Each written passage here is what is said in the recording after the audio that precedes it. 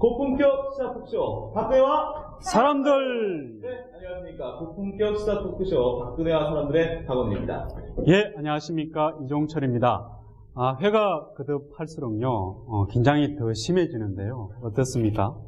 글쎄요, 뭐 카메라 울렁증 같은 거 좀 없으시잖아요. 예, 그런 게 있지는 않은데. 제 생각에 대선이 점점 다가오면서 뭔가 중압감이 아닐까요? 예. 저 같은 경우도 초등학교 때 회장 선거했을 때만 해도 그때만 해도 가슴이 벌렁벌렁한 기억이 있는데 아무래도 대선이 2주 남았잖아요. 그래서 그렇죠. 더 떨리시는 것 같아요. 대선 주자들은 얼마나 더 떨리시겠어요. 예, 그렇습니다. 그래서 정치는 아무나 하는 게 아닌 것 같다라는 생각을 다시 한번 해보게 되는데요.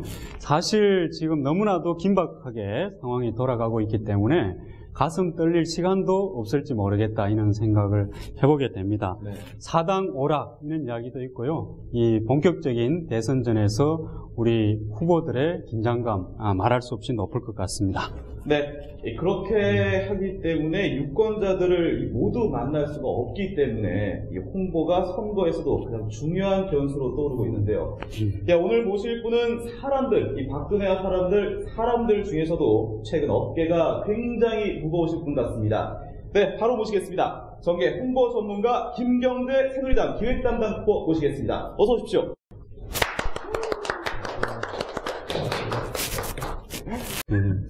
이렇게 이력만 봐도 진짜 역전과 한방이 느껴지는 것 같습니다.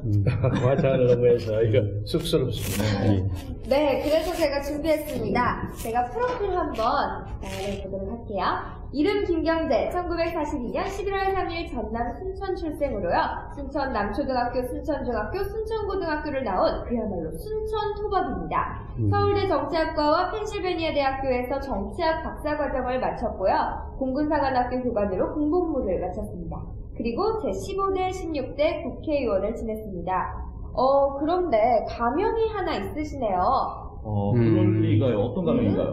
박사월이라는 필명으로 미국 망명 시절에 김영욱 회고록을 쓰셨는데요. 이 책은 유신체제를 뒤흔드는 결정적 계기를 제공하기도 했습니다. 이후 6월 항쟁 이후 지속적으로 김대중 대통령 만들기에 헌신해 결국 성공시킨 김대중의 최측근으로 불렸습니다. 영원히 민주당에 있을 것 같았던 김경재, 하지만 돌연 제18대 대통령 선거를 앞둔 시점에서는 새누리당에 입당을 선언합니다. 그리고 현재 국민대통합위원회 기획 담당 특보로 계십니다. 예. 자, 이렇게 한번 프로필 한번 살펴봤는데요. 이 40여 년간 정통 민주화 인사로 지냈던 어떻게 보면 영원한 DJ맨께서 어찌해서 이 새누리당에 들어오시게 됩니까? 지금 민주통합당이 제가 청춘을 바쳤던 왕년의 민주당이 아니기 때문에 그렇습니다. 소위 친노파라고 부르는 우리나라의 적극적이고 좀 친북을 넘어서 종북적인 사람들이 민주당의 핵심을 잡고 있기 때문에 우리 같은 중도나 좀 중도 우파적인 사람들은 자연히 밀려날 수밖에 없죠. 그래서 숙청이라는 단어가 딱 어울릴 만큼 저나 한광호 씨나 한화갑 씨 이런 데는 다 밀려났죠. 그래서 지금 봐서는 우리 박근혜 후보가 옛날에 중도 우파 좀 있다 요새는 좀 중도 쪽으로 많이 오셨어요. 저쪽에 우파에 계신 분들 너무 좌클릭 한다고 할 정도인데 제가 보기에는 뭐 좌클릭까지는 아니고 중도 정도인데 이념적인 면에 있어서 박근혜 후보하고 우리하고 전혀 차이가 없습니다. 똑같습니다. 그런 의미에서 이쪽으로 오는 것이 논리적으로는 당연한 그런 입장이 듭니다. 그 말씀 중에 친북을 넘어서 종북주의라는 이야기를 하셨는데 어떻습니까? 지금 민주통합당이 종북주의 어느 정도라고 보십니까? 저는 전부가 다는 아니고요. 저는 우리 한 사회에 좌파가 일정 부분 있어야 한다고 생각합니다. 우파도 있어야죠. 좌우 날개가 적당히 있어야 한다고 생각하는데 좌파 중에서 북한의 지시와 지령을 받은 사람은 곤란하다고 보는 거죠. 그런데 그런 사람이 분명히 있습니다. 그러니까 멀쩡한 사람이 어느 날 갑자기 북한에서 얘기하는 발언 비슷한 발언을 계속 여기서 하고 그리고 또 용어도 비슷하고 그때는 지금처럼 이 IT 테크놀로지가 충분치 않아가지고 팩스로 많이 왔습니다. 팩스로 오기 때문에 북한 평양방송에서 하는 무슨 발언 있잖아. 남반부에 뭐 어쩌고 하는 네. 뭐 그런 얘기, 남반부는 빼고 나머지 그 알맹이. 그것은 여기서 얘기하는 거 똑같아요. 이게 흡사 그쪽에 지령을 받아서 이렇게 반복하는 것 같은 그런 느낌이고. 멀쩡하게 중도적이거나 우파적인 사람이 갑자기 FTA를 반대한다거나. 네. 그리고 무슨 뭐 미국까지 가서 미국 국회의원들 만나서 FTA 하는 건 당신들에게도 불리하니 하지 맙시다 하고 설득하고 다니고 이건 이해할 수 없는 일들이 막 벌어져요. 네. 그래서 대충 이제 그런 것은 아시겠지만 북한의 정치 공작은 우리의 수준을 훨씬 뛰어넘습니다. 우리가 국부나 이런 것은 뭐 30배, 40배 되지만 정치 공작은 북한이 우리보다 한 10배쯤 나았다고 생각해요. 그러니까 일단 딱 잡히면 할 수 없이 끌려다니는 것 같아요. 저는 소위 가난한 사람, 뭐 영어로 더 have not라고 그러죠. 가지지 못한 사람, 이런 사람들의 권익을 옹호하고 주장해주고 뭐 데모하고 이런 건 다 필요하다고 생각해요. 사회의 탄력성을 위해서. 네. 그러나 그것을 이 사회를 근본적으로 흔들려버리는 북한이 어떤 대남 공작의 앞잡이 내지 전사를 하는 것, 이건 곤란하다. 제가 그렇게 생각합니다. 그리고 가끔 사람들을 만나면 그럽니다. 당신네들 그런 생각 가지고 북한 가보시오. 2달도 못해서 숙청당할 거예요. 그래요. 소위 우리나라에서 강남 좌파라는 거 있죠. 자기는 입으로는 한국노동자를 위한다, 가지지 못한 사람을 위한다고 하면서 사는 것은 아주 그냥 아주 고급스럽게 산단 말이에요. 네. 그래서 이런 좌파의 허위의식을 좀 깨야 합니다. 네. 그런데 그런데 이 허위의식 뒤에 숨어져 있는 사람들이 아까 얘기하는 종북파들입니다. 그래서 나는 민주통합당에 다는 그렇지 않지만 적어도 그 지도부를 형성하고 있는 사람의 그 밑바닥에 일꾼들은 철저하게 그렇게 무장된 사람이라고 생각하기 때문에 제가 같이 일할 수 없다고 생각해서 민주통합당의 종북주의 문제 지적하셨는데요. 예. 친북주의를 넘어서 종북주의 이런 표현을 쓰셨습니다. 예. 민주당의 종북주의자들, 지금 현재 이제 국회의원들 이제 이런 사람들을 종북주의자들이다 이렇게 부를 수 있을까요? 나는 불러야 한다고 생각합니다. 이제 이런 사람들이 대부분의 80년대에 과격한 학생운동 지도자 출신입니다. 네. 그 양반들이 그렇게 강경한 입장을 취하게 되는 데는 80년대 우리나라를 좀 석권했던 전두환 노태의 군사 강권 통치가 그 배경이 되죠. 그러니까 사실은 그 강경한 강권 통치에 저항을 하기 위해서는 자기들도 뭔가 믿어야 할 대목이 있어야 하거든요. 그리고 당시에 삼민투니 뭐니 하는 그 강경한 투쟁이 많지 않았습니까? 그래서 그런 과정에서 자연스럽게 보안 쪽 사람들하고 접촉할 수가 있었겠죠. 그러니까 그 사람들은 통일이라는 것을 소위 남반부의 소비에트화로 생각합니다. 그런 말이 있어요. 좌파가 도덕성을 이루면 범죄 집단이 되고 우파가 도덕성을 잃으면 사기꾼이 된다는 말이 있어요. 이게 좌파들은 자기들 목적을 위해서 수단 방법을 때로는 가리지 않는 사람이 위험한 사람들입니다. 예. 그게 통합진보당의 부정경선 문제죠. 그것도 관계되고요. 그래서 아까도 제가 잠시 얘기하려다가 말았습니다만 중국의 주계장막을 여는 것이 중국에 대해서 대단히 우호적이었던 미국의 민주당이 아니라 중국하고 필요하다 한판 붙을 결의가 되어 있는 컨프런테이션 한다 그러죠. 하는 미국의 공화당의 닉슨과 키신저가 열었습니다. 이게 적과 적은 서로 확실한 거래를 할 수 있습니다. 일을 할 수 있는. 그러니까 우리도 북한하고 뭘 하려면 북한의 우호적인 그런 입장을 생각하면 북한의 정치 공격에 넘어갑니다. 북한의 그 차이와 이해관계를 딱 놔두고 싸움하지 않고 민족 문제를 해결하는 그런 방법을 해야만 북한 사람들도 이 사람들을 공작 대상으로 삼아서는 안 되겠구나. 그렇게 할 때 이 한반도의 평화가 정착될 수 있다. 나는 그렇게 생각합니다. 북한은 공산주의도 아니고 사회주의도 아닙니다. 이거 착각해요, 사람들이. 그게 아닙니다. 북한은 절대 왕조의 잔재 세력입니다. 제가 제 경험을 하나만 얘기하자면 2008년에 구민주당을 지키고 있던 저와 하나갑 뭐 이런 사람들이 그때 이제 열린우리당으로 돌아와서 뭐 민주통합당 이름 붙인 김한길 뭐 등등이 다 있죠. 네. 통합을 했어요. 통합을 해서 옛날에 민주당으로 돌아가자. 네. 그런데 그때는 우리가 소위 현역이 좀 적었고 그쪽은 많았기 때문에 아무래도 그쪽이 주도권을 가질 수밖에 없게 됐죠. 그래서 공천심사위를 딱 만들어가고 했는데 제가 명세 그때 민주당에서 최고위원입니다. 조순영 다음에 서열이 추미애 저 이러는데 네. 저를 공천심사에서 심사 자체를 안 해버리는 거예요. 그러니까 심사를 해서 떨어뜨리는 게 아니라 그리고 그때 어떤 그 심사위원장 변호사가 나와서 하는 말은 김경재 최고위원은 심사에서 배제했다. 이유가 뭡니까? 기자 문의가 탄핵을 주도했기 때문에. 그때 우리가 이제 민주당 탄핵을 그때 이쪽에 그 신한국당하고 같이 예. 노무현 탄핵했을 때 그러니까 우리는 어이없이 당했죠. 그래서 그럼 내 선거구가 어렵다면 나는 아무데나 달라. 뭐 경상 부산에 가서도 해라고 하겠다.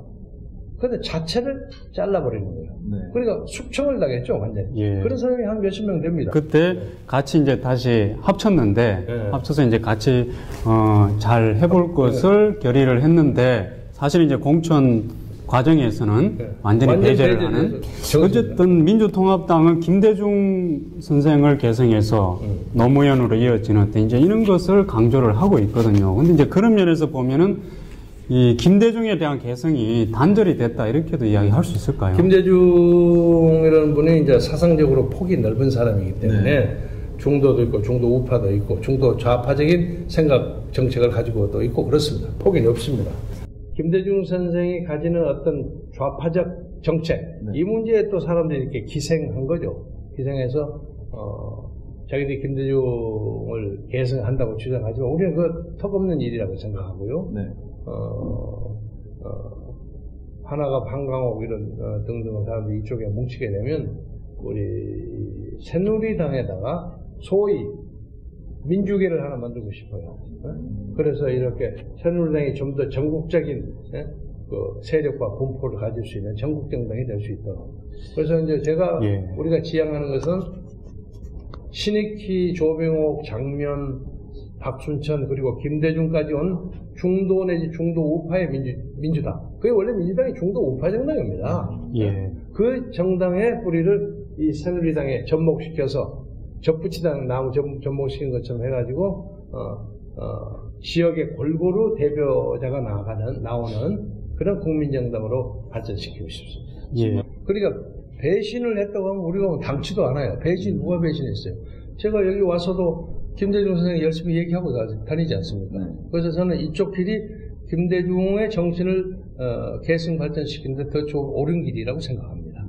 그러면 특보께서 그 지금 현재 민주통합당이 김대중 선생의 정신을 계승한다 이런 이야기 하면은 좀 어떤 생각이 드십니까? 어이없죠. 네. 지금 대통령 후보로 나오는 문재인을 지지하는 친노파 이 사람들은 종북적 성향이 강한 사람들이라고 규정하지 않을 수 없습니다. 그러면요, 지금 이 새누리당의 노선은 정통 민주당의 노선과 비슷하다고 아주 비슷하죠. 아주 비슷한데 새누리당 쪽에도 극우파들이 좀 있지 않습니까? 나는 그분에 대해서는 좀 비판을 해요. 비판을 하는데 그 양반들은 다행인지 불행인지 모르지만 저를 비판 안 해요. 그쪽에 무슨 심하는 교수라든가 뭐 조갑재 씨라든가 김용갑, 전의원 이런 분들이 저를 좋아합니다. 저를 비판을 안 하는데 저는 그 양반들 내놓고 비판을 안 하지만 너무 그렇게 강경하게 끄떡하면 공산주의라고 보는 그것은 일종의 그 옛날에 강공을 국시로 내걸었던 그때의 낡은 사고방식으로 생각한다. 그래서 지난번에 제가 그 당 정강정책 연설을 할 때도 그 얘기를 했습니다. 당신들이 김대중을 비판한 걸 이 시점을 계기로 해서 중단해 주십시오. 그래야만 김대중을 자기의 마스코트로 생각하는 사람들이 당신들이 그렇게 대통령 되기를 원하는 박근혜 후보에게 표를 줄 거 아닙니까? 민주화를 위해서는 청춘과 생애의 대부분을 바쳤기 때문에 큰 한은 없습니다. 네. 그는 없고 큰 뭐 욕심도 없고 다만 지금 하고 싶은 것은 남북 문제를 해결하는데 네. 인력을 하고 싶은 나는 저 나름 노하우가 있습니다. 네. 근데 그걸 하기 위해서도 박근혜 후보 쪽이 돼야 돼요. 예. 그러니까 애매한 사람 가지고 이게 안 됩니다. 그러니까 특보님께서 말하자면 김대중 선생의 햇볕 정책을 개선하기 위해서도 그렇죠. 박근혜가 돼야 그렇죠. 된다. 저는 김대중 선생의 햇볕 정책에다가 뭘 붙였냐면 햇볕 정책 4개론이라고 붙입니다. 4계절. 네. 봄, 여름, 가을, 겨울 따라서 햇볕이 능신능구라고 바꿔줘야 한다는 거예요. 무조건 퍼주면 안 된다는 네. 거예요.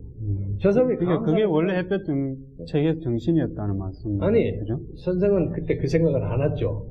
우선 예. 쟤들 그 위험스러운 걸 막기 위해서 좀 갖다 먹여줘야 한다. 네. 인도주의적 그런 입장이었지만 저는 주고받고 하는 걸 좀 정확하게 할 필요가 있다. 네. 가장 근데 이제 궁금한 게 네. 이렇게 박정희 정권에 대한 탄압도 당하셨었는데 그런데 이 새누리당에 들어왔단 말이죠. 예. 그것은 크게 말하면 김대중 대통령 때문입니다. 네. 김대중 대통령은 저에게 무슨 큰 형 같은 분이고 네. 저희 영원한 지도자시고 하는데 나는 그 양반하고 잠도 수십 번 수백 번 같이 자고 목욕도 같이 하면서 어디에 취재신까지 다 알아요. 예. 그 양반 성미도 잘 알고 예. 하는데 그래서 사람들이 다 저것은 김대중의 아들이라고 많이 예, 해요. 예, 그렇게 이야기를 하죠. 피를 나누지는 않았지만 그리고 저한테 막 신경질도 잘 부리시고 아니 나는 뭐 그 양반 모르는 것이 없다 할 정도예요. 제가 이제 이쪽에 들어온 것으로 연결을 시키자면 김대중 선생은 진심으로 박정희 대통령과 화해하고 용서하고 싶어 했어요. 네. 왜냐하면 박 대통령이 한때 공산주의 사상에 이렇게 심취한 적도 좀 있었지 않았습니까? 그런데 김대중 선생도 정도의 차이는 있지만 그런 게 좀 있었습니다. 그래서 제가 그것을 요새 어디 가서는 내놓고 얘기합니다. 근데 아무도 하도 제가 그냥 따발청처럼 얘기하니까 반박을 채 못하는 모양인데 제가 이랬습니다. 식민지 치하에 살던 때 소위 조정래의 태백산맥에 쓰여졌던 시절에 조국 광복의 신화가 무엇이냐 하는 것 때문에 이념적 그 방황을 하는 사람 네. 나는 그 사람들은 다 지지하지는 않지만 나는 이해한다. 이렇게 얘기했습니다. 당시에 우익을 했던 사람도 있지만 그때는 공산주의가 민족 해방의 논리처럼 보였습니다. 그러니까 많은 사람들이 그쪽으로 많이 갔습니다. 그런데 그 사람들 전부 빨갱이나 잡아서는 안 된다는 거죠. 네. 그러니까 다만 문제는 제가 아까 얘기한 것처럼 1999년부터 따지자 이거예요. 그 후부터도 공산주의를 가지고 있고 하는 사람은 이건 용납할 수 없다는 거죠. 대충 그냥 그 후보가 저에게 전화하고 어쩌고 하는 건 대충 아시죠? 그 이야기도 좀 해주시죠. 제가 헌정회를 가서 이명득 선배라는 분하고 바둑을 둔다고 막 바둑을 이루고 있는 바둑을 막 두는데 전화가 갑자기 발신 번호 제한 전화가 하나 탁 떴어요. 미국에서 가끔 전화하면 그렇게 많이 옵니다. 그래서 미국에 있는데 후배인가 그러면서 바둑을 두다 보니까 바쁘잖아요. 여보세요. 그랬더니 소리가 안 나와요. 그래서 여보세요? 그랬더니 뭐 누구누구 의원님이시죠? 그런단 말이야. 여자 목소리. 예, 그렇습니다만. 한참 좀 잠시 쉬더니 저 박근혜입니다. 그런 거예요. 그래서 제가 깜짝 놀랐어요. 아니, 웬일로 저에게 전화를 이렇게. 저 좀 도와주십시오. 기다리라고 나와서 전화를 받으셨군요. 아이고 뭐 전화를 해주신 건 고마운데 그때 이제 과거사 문제가 한참 벌어졌을 때 아닙니까? 요새 과거사 문제가 저렇게 복잡하게 핫 이슈가 돼 있는데 아이 뭐 새삼스럽지만 박 대통령은 대한민국에서 가장 크게 비판한 사람 중에 하나인데 제가 어떻게 그걸 할 수 있고 저를 도와달라고 말씀을 하실 수가 있습니까? 네. 과거사 문제는 제가 해결하겠습니다. 그래서 그러면 한번 해결해 보십시오. 그러면 그 강도와 그 성의 같은 걸 보고 그때 내 입장을 정하겠습니다. 그리고 그 다음 날에 제가 시골에 내려갔어요. 집이 뭐 고칠 때가 있다, 고칠 때가 내려가서 한 4, 5일, 5, 6일 있었어요. 있었는데 뭐 한 2, 3일 후인가 황우여 대표가 저보다 조금 대학 아래입니다. 김 선배 이걸 뭐 좀 도와주셔야 되겠는데 뭐 박 후보께서 고심을 하고 계시는데 그러니까 꼭 저한테 시험 문제 받은 것처럼 한 거예요. 어떻게 해야만 김경재를 만족시킬 수 있냐. 그것도 있었겠죠. 가이드라인을 못 잡겠다고. 그래서 제가 몇 번 거절을 했어요. 왜냐면 내가 그거에다 뭐 하면 내가 개입하는 거 그렇죠. 아닙니까? 당 차원에서도 좀 다르지 않습니까? 아예 새누리당하고 민주당 다르지 않나요? 다르죠. 예, 그건 다르기도 도와주기가 하지만 과거사 문제에 대해서는 민주당은 이제 뭐 비판 일색이고 예. 당신은 누구야 딸이라는 것 때문에 절대 나와서는 안 된다는 그런 입장이죠. 예, 그렇죠. 예. 그런데 저는 그런 입장까지는 아니지만 예. 과거사 문제를 통렬하게 참여하고 자백하고 비판하는 게 있어야 한다고 생각해요. 예. 그것은 박근혜 후보 한 사람만을 위해서가 아니라 이 나라의 역사를 위해서 필요합니다. 역사의 화해가 있어야 합니다. 그 얘기예요. 그리고 북한 문제 나중에 기회 있으면 얘기하겠습니다만 반세기 동안 대화가 완전히 단절된 북한하고 통일 운운하고 완전히 하기 전에 아니 이 동서도 대화를 못하고 무슨 놈의 통일을 합니까? 거짓말이지. 그래서 나는 이것을 박정희 대통령이 아니면 박근혜 후보가 푸는 것이 꼭 필요하다고 생각해요. 다른 사람이 풀면 이게 잘 안 됩니다. 풀어야 된다고 생각해요. 그의 적임자라는 걸 바로 김대중 선생이 얘기해요. 당신이 적임자다. 예. 당신이 풀어라. 그래서 가이드라인을 주셨습니까? 그렇죠. 그런 거 아닙니까? 그래서 그때. 이제 하도 그래서 이제 제가 뭐 200자 온 거지 한 매도 안 되는. 예. 요새는 이걸 치니까 모르죠. 그래서 하나는 일을 해서 전통적 지지자를 배려한 문장. 이는 국민의 눈높이를 배려한 문장. 두 개를 저도 온건하게 썼어요. 예.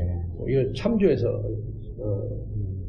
어쨌든 김경재 특보가 이제 그렇게 적어서 주실 때는 이것만큼은 해야 된다. 네. 이 정도는 해야 된다. 그렇죠. 이런 심정으로 그런 주신 뜻이죠. 거잖아요. 네. 그런데 네. 저는 이제 좀 감성적 접근을 했습니다. 네. 박정희의 딸로서 이런 입장을 취했는데 그 후에 박근혜 후보가 쓴 글은 굉장히 정체로 단단한 얘기예요. 아버지가 헌법적 가치를 훼손하고 하는 문제는 그 딸로서 하기 어려운 일입니다. 어려운 일입니다. 다른 사람이 박지원 같은 사람이 진정성이 부족하다고 코멘트를 했더니 지가 진정성을 어떻게 압니까? 그리고 예. 어떤 의미에서는 그런 사람들은 무슨 양보를 하고 사고를 해도 절대 이쪽 밀지 않은 사람들입니다. 끝까지 잡아서 시비를 걸지 않은 사람이지. 그래서 저는 일반 오디나리 피플, 소위 일반 국민의 수준으로 봐서 박근혜 후보가 했던 것은 충분하다고 생각합니다. 그러니까 김중철도 오고 김지아도 왔을 거 아닙니까? 김경재 특보에게는 충분한. 네, 난 그만하면 충분하다고 생각해요. 이번 선거를 통해서 박근혜 후보가 이겨가지고 과거사 정리가 잘 되기를 진심으로 바랍니다.